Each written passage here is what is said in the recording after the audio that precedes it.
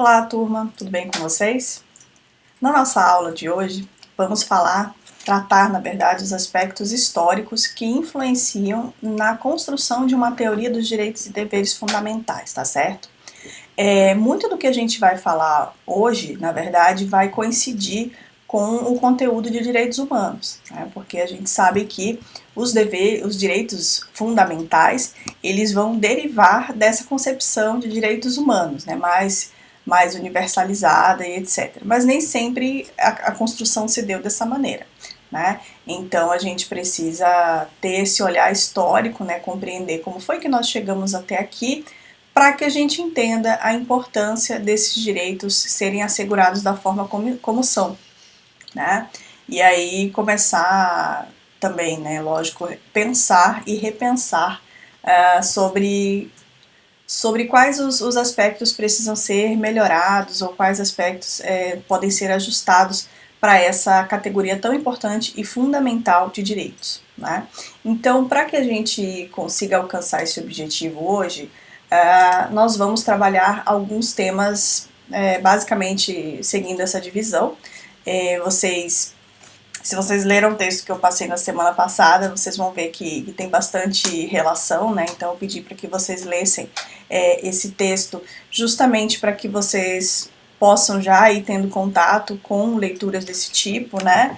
Então o texto foi retirado desse livro, né, que é do Marcelo Schenck Duck, em que, enfim, vocês vão perceber há um enfoque para o constitucionalismo alemão, né, para as influências desse constitucionalismo em outros constitucionalismos pelo mundo, incluindo o constitucionalismo brasileiro, tá? Mas nós vamos ver também que existem outros aspectos que também podem ser abordados, outras influências, mas nesse momento nós vamos nos ater ao que nos traz o Duque, que é uma ideia também bastante interessante para que a gente comece a compreender, né, a construção mesmo histórica, a tradição histórica dessa categoria de direitos que são os direitos fundamentais, tá certo? Então, primeiramente, no primeiro momento, nós vamos falar sobre a história mesmo, né, e a compreensão dos direitos fundamentais. Em seguida, falar um pouquinho do papel do Estado na proteção dos direitos fundamentais. O Estado, então, ele é construído, né, uma construção histórica moderna, em que essa ideia de estrutura estatal que nós temos hoje, ela surge a partir daí, de um determinado momento histórico, e é interessante que a gente compreenda ou resgate essa compreensão lá das nossas aulas de história do ensino médio, né? Também vamos falar um pouco de direitos fundamentais na concepção do Estado social, né, em contraposição dos direitos fundamentais construídos num Estado liberal, e aí a gente vai retomar um pouquinho a importância de discutir direitos fundamentais e liberdade. E aí, no final, esperamos responder então a pergunta, né, em que nos serve essa compreensão histórica dos direitos fundamentais, tá, pessoal? Então, basicamente isso que nós vamos trabalhar hoje. Então, para começar, né, a gente precisa considerar que a construção, né, dos direitos, ela não é um fenômeno espontâneo, né, ela não surge do nada. Então, ela é uma construção histórica, né, que é realizada a partir de fatos sociais, de coisas que acontecem na sociedade e que levam à construção desses direitos, né? Então, né, todo mundo aí deve gostar de ver filmes. Quando a gente assiste um filme de época, né, uma das primeiras coisas que nós refletimos é a respeito de como as coisas eram trabalhadas nas épocas retratadas nos filmes, né? Por exemplo, quando a gente fala com relação às liberdades, né, com relação à divisão social que a gente observa, né, nesses filmes que retratam as épocas, onde você tem senhores, onde você tem escravos, onde você tem servos, né, você tem pessoas que vivem sob o julgo de outras pessoas, que têm a sua liberdade cerceada, que têm sua vida cerceada muitas vezes, e isso é feito de maneira absolutamente incontestável, né, por aqueles que detêm o poder em cada momento histórico, né? Então você, na verdade, não tinha assegurado os direitos básicos que nós consideramos atualmente como o direito à vida, né? Então, hoje em dia, obviamente, esse direito continua sendo aviltado, né? Tanto pelo Estado quanto pelos particulares, mas existe um aparato jurídico que vai levar aquelas pessoas que não consideraram esse tipo de direito a responder um processo criminal, né? Coisa que não havia anteriormente. Então, como foi que esses direitos chegaram até hoje, né? Então, quando a gente pensa, por exemplo, nas nossas normas de processo penal, muita gente, eu já ouvi muita gente dizendo, fazendo comentários do tipo, a norma é feita para que a gente não, para que haja impunidade, ou então pessoas que não concordam com as normas, que acham benéfica demais para as pessoas. Mas por que essas normas são feitas dessa maneira?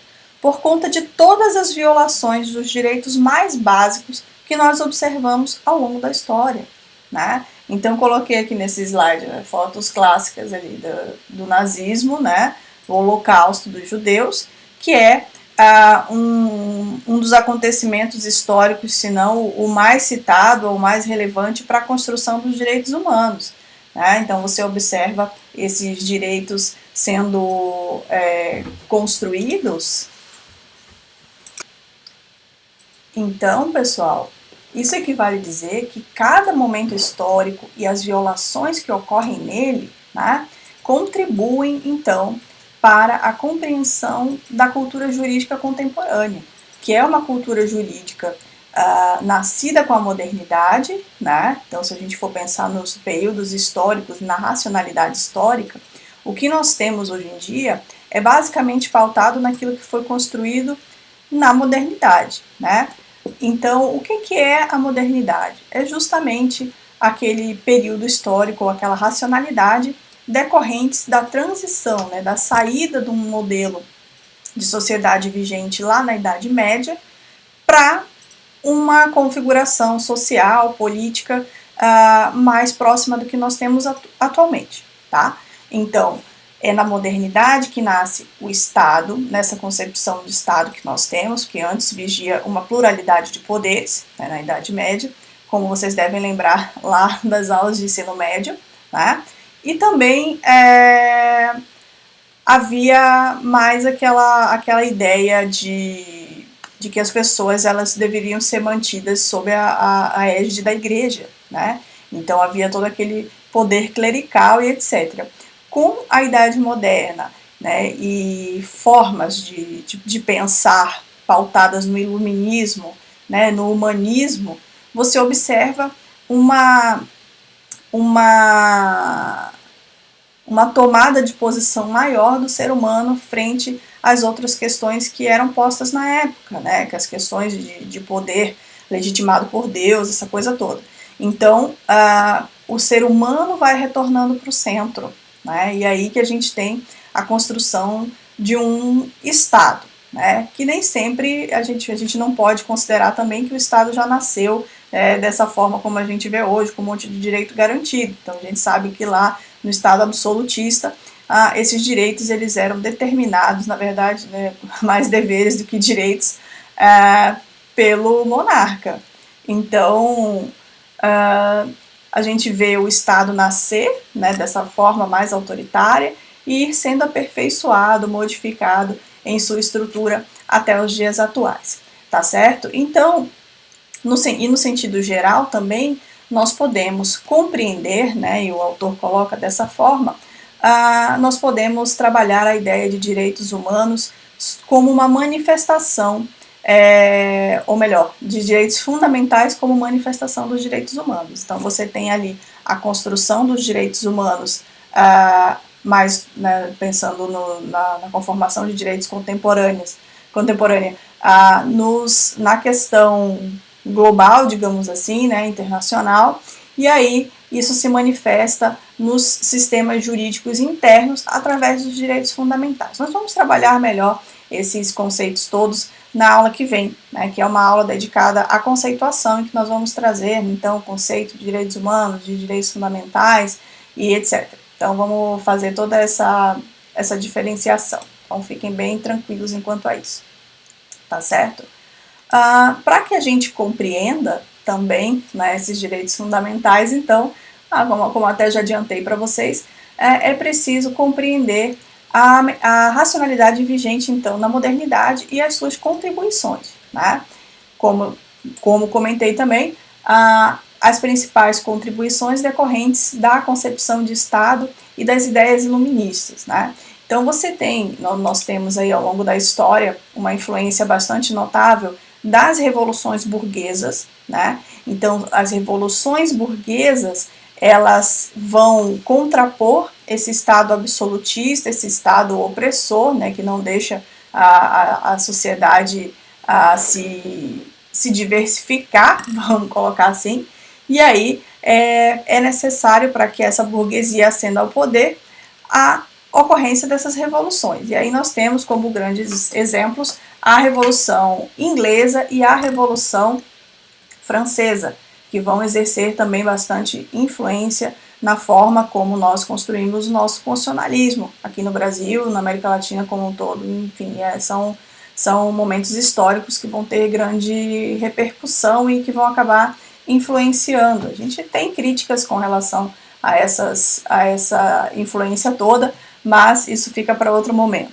né? Então nós temos aí na Revolução Inglesa a ocorrência das guerras civis, né, naquela região ali, Inglaterra, Escócia, Irlanda, no século XV, e que redundam na implementação do parlamentarismo na Inglaterra e também na ascensão da burguesia nessa região toda. Né? E aí a construção de um Estado diferente do que era o Estado absolutista, tá certo?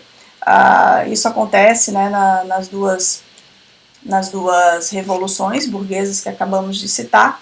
Também vamos ter a influência de outras revoluções, né? A Revolução Industrial, mas um pouquinho lá para frente, para que a gente entenda a construção dos direitos fundamentais e a importância dela também, tá certo?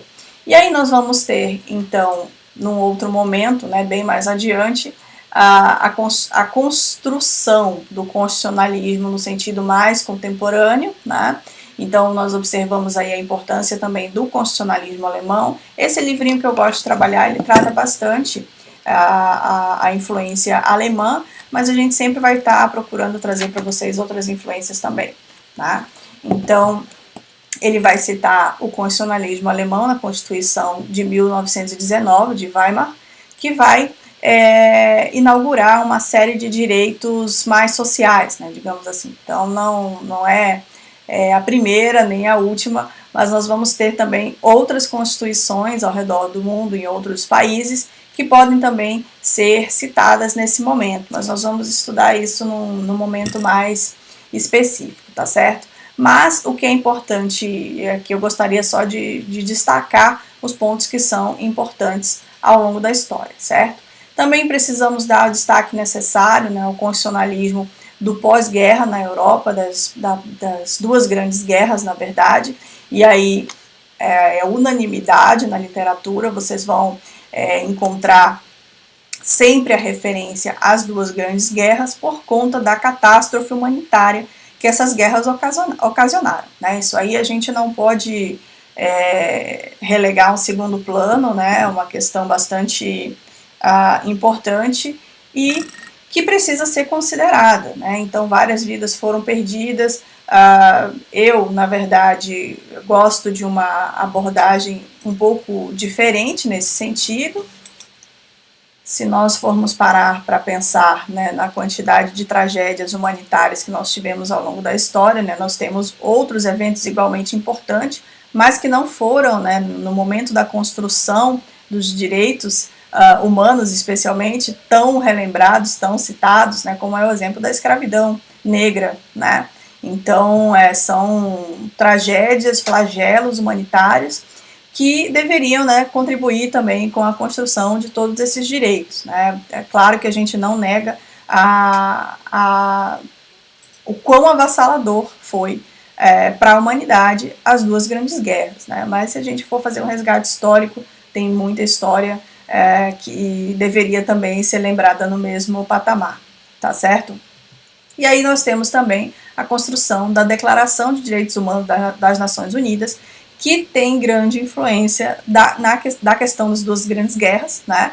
Então, elas vão levar, né, na verdade, à construção do que é a Organização das Nações Unidas hoje, né? Então, tem grande influência das duas grandes guerras, isso a gente também não pode negar.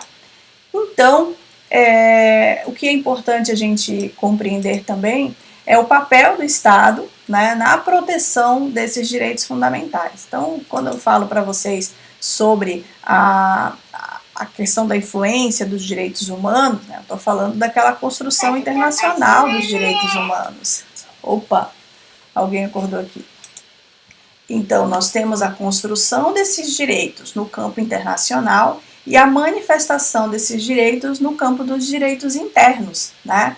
Então, é necessário que os estados, eles concretizem esses direitos na sua legislação. Para quê? Para que não fique aquela coisa genérica e que haja realmente consequências para o caso de descumprimento desses direitos, que são considerados fundamentais, né? Então, por um lado, o que a gente observa aqui? Que dentro da concepção de Estado liberal, né, que foi construído lá nas revoluções burguesas, então a gente precisa pensar assim, né, os momentos de construção dos direitos fundamentais. Então, no primeiro momento, a gente tem a queda do Estado absolutista, as revoluções burguesas e a busca por um Estado liberal, que era um Estado desconectado, ou onde o Estado não exercesse uma influência ou uma opressão tão grande diante dos cidadãos, né? Então, dentro desse Estado liberal, a gente observa o reconhecimento dos direitos fundamentais, a gente diz, né, existe a igualdade, liberdade, fraternidade, a gente deve lutar e assegurar esses direitos, etc. Beleza. Então, por um lado, você observa o reconhecimento dos direitos, né, a crescente influência dos direitos fundamentais no âmbito privado, né, porque antes ficava muito aquela coisa assim, não, tem que proteger o cidadão dos arbítrios do Estado por conta das violações que a gente observou. Mas entre as relações privadas, isso também precisa ser mostrado, também precisa aparecer, né? Então, há uma crescente influência desses direitos no âmbito privado, porém, por outro lado, né, nós temos aí o próprio Estado negando a garantia desses direitos. E esse vai ser o defeito, né, digamos assim, do Estado liberal. Então, o autor que nós estamos utilizando, ele considera que o Estado liberal ele começa a decair nesse momento justamente por conta da incapacidade de garantir os direitos fundamentais, apesar de dizer que eles existem, que eles são importantes, etc. Por quê? Porque na hora do concreto, né, especialmente nas relações privadas, se o Estado não intervém, o que nós observamos é a ocorrência de mais e mais violações de direitos, né? E aí eu acho que eu coloquei aqui em algum momento, sim, claro, a decadência dessa visão, em grande parte influenciada pela Revolução Industrial. Por que pela Revolução Industrial? Então, se a gente pensar o que permitiu a Revolução Industrial de acontecer, foi a exploração das grandes massas de trabalhadores, né? Então, você tem ali, especialmente na Inglaterra, o cercamento dos campos, né? Que era o quê? Literalmente a expulsão dos camponeses dos campos, para liberar mão de obra para as cidades, para que nas cidades, então, essas pessoas fornecessem a sua força de trabalho para as indústrias nascentes, né? E liberassem o campo para que os grandes proprietários pudessem, então, construir ou melhor, retirar dali a matéria-prima necessária para a indústria, né? Então, assim nasce a nossa ideia de capitalismo mais atual, através da mercantilização ou da privatização das terras e da mão de obra, né? Então, o ser humano, né, as pessoas que antes lidavam diretamente com a terra, né, supriam as suas necessidades dali, elas são obrigadas, então, a se deslocarem para as cidades e vender a sua força de trabalho. E por conta da grande oferta de trabalho, O que os grandes industriais começaram a fazer? Isso é a aula lá do ensino médio, né? Explorar as pessoas. Então, com 16, 18 horas, né, de trabalho para ganhar uma miséria, e aquele quadro de miséria generalizada que a gente observa ali no início da Revolução Industrial. Então, o que isso ensinou a respeito do Estado liberal? Que o Estado precisa minimamente regular, né, os direitos sociais, os direitos das pessoas, porque senão o ser humano ele literalmente engole o outro, né? Então a gente não sabe conviver em sociedade sem que haja uma regra. Então eu acho muito bonito, muito interessante essas algumas teorias que existem, como por exemplo da autorregulação. Não, a sociedade, né, ela vai se autorregular, ela vai chegar a um acordo, a um consenso. Assim, eu não consigo acreditar nisso, admiro quem consegue, porque é um otimismo, né, eu gostaria que as coisas chegassem nesse ponto, né, eu torço por isso, que a humanidade sozinha, sem precisar de cabresto de ninguém, nem do Estado, né, pudesse observar, né, seguir os direitos de todos, né, ter o mínimo de solidariedade, de empatia, de não fazer com o outro o que não gostaria que fizesse com você, mas infelizmente eu considero, não consigo ver, né, uma outra situação. Então o Estado ainda é um mal necessário, né, penso eu. Apesar de que vocês vão encontrar outras correntes, né, como por exemplo a corrente da... Oh, meu pai do céu, fugiu a palavra da minha cabeça.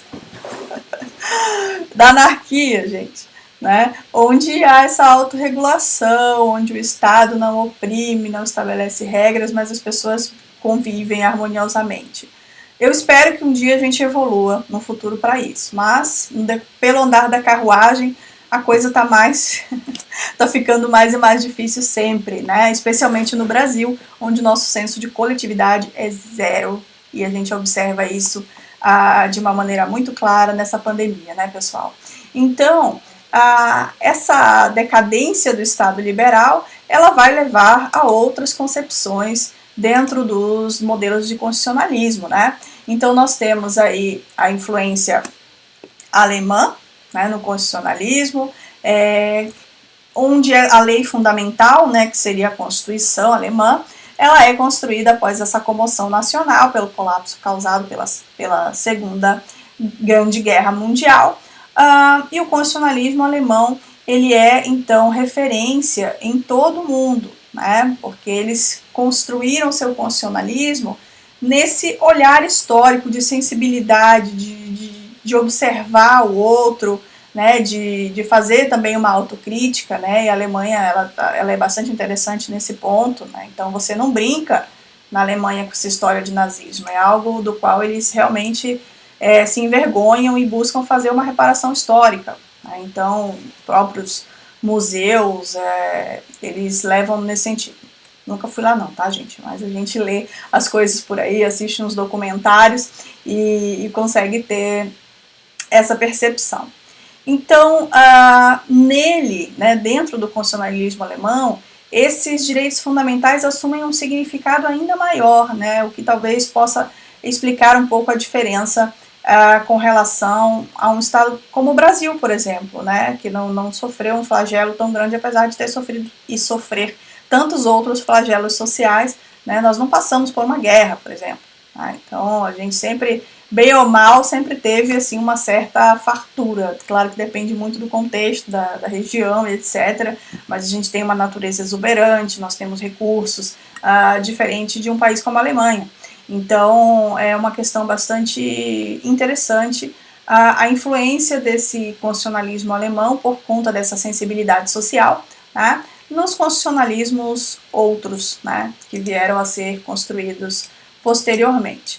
Então, gente, pensando nessa concepção dos direitos fundamentais e pensando nela vinculada ao Estado social, nós observamos que a liberdade individual liberal, né, construída no âmbito do Estado liberal, ela é substituída então pela liberdade social, né, que prevê o quê? O pluralismo de direitos fundamentais. Então nós temos os direitos fundamentais aí colocados de maneira mais diversa, né?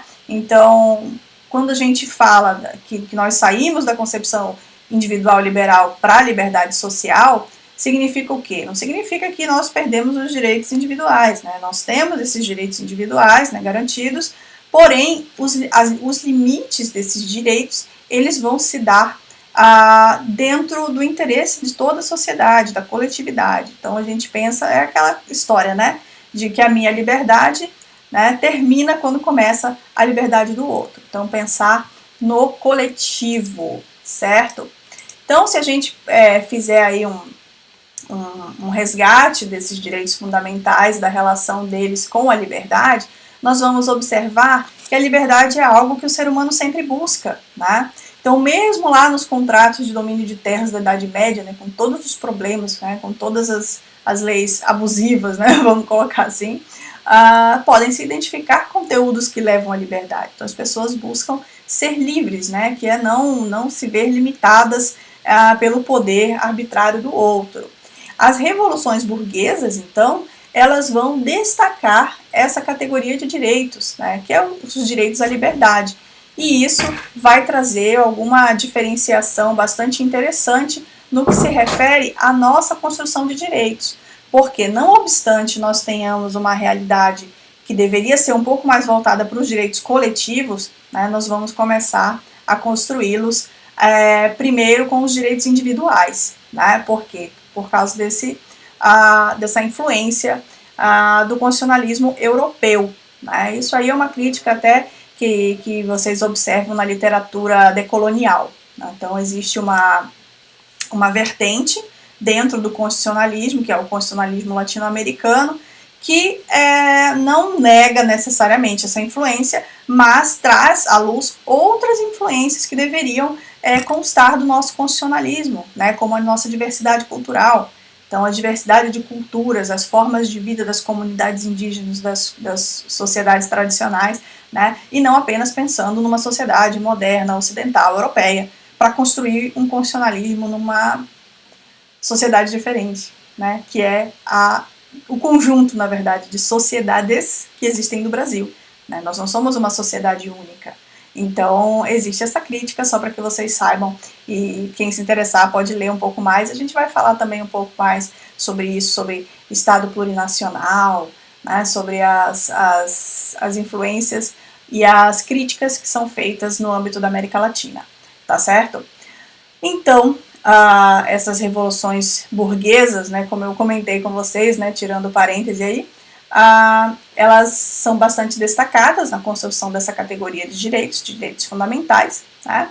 E o modelo liberal precisa, então, ser reformulado diante dos acontecimentos históricos, como a Revolução Industrial, na exploração do ser humano pelo ser humano, por conta da nossa necessidade, então, de construir um direito mais igualitário, mais justo, né? E que promova realmente a equidade social, certo, pessoal? Então, basicamente, no que se refere aos direitos e liberdade, nós precisamos considerar e ponderar essas questões. Então, como uma reflexão final que o texto nos traz, né, nós podemos pensar, né, que a compreensão do papel da história na determinação dos direitos sociais é fundamental para o significado atual dos direitos fundamentais, tá? Não tem como a gente pensar a construção de direitos fundamentais sem essa ligação com a nossa história, tá? Onde tantos absurdos foram observados e continuam sendo até hoje, né? A coisa não muda nesse ponto, apenas as formas do ser humano explorar o outro que são modificadas ao longo do tempo, mas isso é algo constante na humanidade. Temos também que a concepção de direitos fundamentais está atrelada a essa construção, né, do Estado constitucional moderno, né, que nasce das revoluções burguesas e que vê a necessidade de construção de todo um aparato para garantir a convivência pacífica, né, da sociedade. Nós vemos também, né, nessa compreensão histórica dos direitos fundamentais, a construção de uma sociedade, de um Estado e mesmo das normas jurídicas, mas de baixo para cima, do que de cima para baixo, como era observado no Estado absolutista.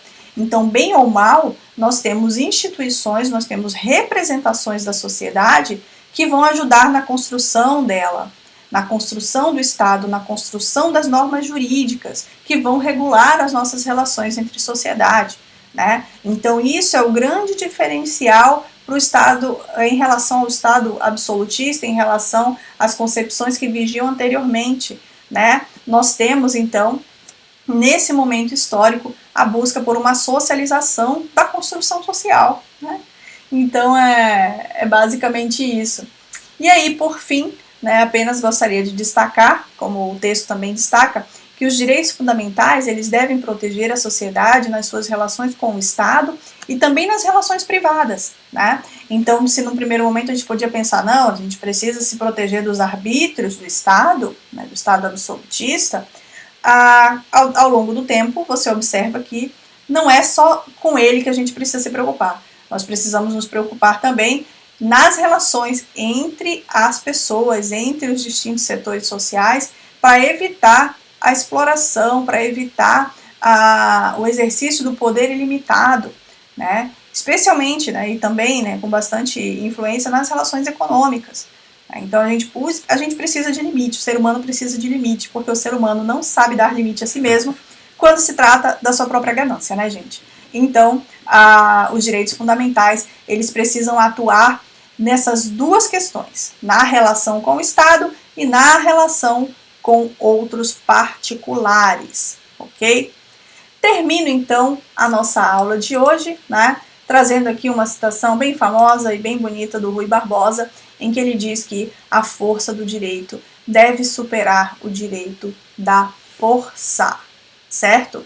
O que ele quer dizer com isso? Né? Que aqueles momentos históricos de barbárie, em que a força era a métrica para tudo e a força determinava as relações, isso não pode continuar acontecendo, né? E a gente precisa entrar então realmente assumir o pacto social, assumir um pacto de coletividade, né? Para dar a devida efetividade ao direito, né? Então é uma coisa que, ao meu ver, nasce antes na sociedade.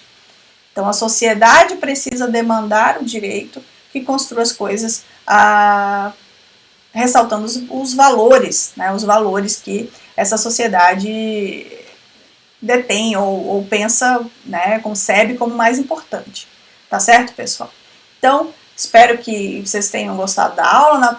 Na próxima aula, nós vamos tratar das questões mais voltadas ao conceito, né, aos conceitos, na verdade, né? O que é direito natural, o que é direito humano, o que é direito fundamental, né? Todos esses congêneres aí nós vamos trabalhar na aula que vem, tá certo? Um grande abraço a todas e todos, nos vemos na próxima.